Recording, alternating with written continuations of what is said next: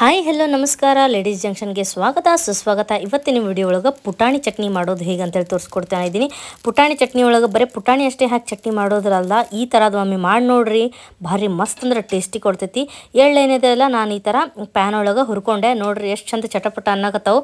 ಇದೇನು ಪ್ಯಾನ್ ಅದೆಲ್ಲ ಚೆನ್ನಾಗಿ ಕಾಯ್ದು ಬಿಟ್ಟಿತ್ತು, ಮತ್ತು ಅದಕ್ಕೆ ಜಲ್ದಿ ಚಟ ಅಂದು. ಮತ್ತು ಆಮೇಲೆ ಒಣ ಕೊಬ್ಬರಿದು ತುರಿದಿದ್ದು ಏನಿರ್ತೈತಲ್ಲ ಅದನ್ನು ಕೂಡ ನಾವು ಒಂದು 2 ಮಿನಿಟ್ಸ್ ರೋಸ್ಟ್ ಮಾಡಿಕೊಂಡೆ. ಅದನ್ನು ಕೂಡ ಮಿಕ್ಸಿ ಜಾರು ಹಾಕ್ಕೊಂಡಿದ್ದೀನಿ. ಪುಟಾಣಿ ಹಾಕ್ಕೊಂಡೆ, ಆಮೇಲೆ ಬೆಳ್ಳುಳ್ಳಿದು ಸುಲಿದಿರ್ತೈತಲ್ಲ ಅದನ್ನು ಕೂಡ ಹಾಕ್ಕೊಂಡೆ. ಆಮೇಲೆ ರುಚಿಗೆ ತಕ್ಕಷ್ಟು ಉಪ್ಪು ಹಾಕ್ಕೊಳಕತ್ತೀನಿ. ಆಮೇಲೆ ಅಚ್ಕಾರದ ಪುಡಿ ಹಾಕ್ಕೊಳ್ಳೋಣ, ಆಮೇಲೆ ಜೀರಿಗೆ ಹಾಕ್ಕೊಳ್ಳೋಣ. ಸ್ವಲ್ಪ ಟೇಸ್ಟ್ ಕೂಡ ಘಮ ಘಮ ಅಂತ ಹೇಳಿ ಕೊಡ್ತೈತಿ.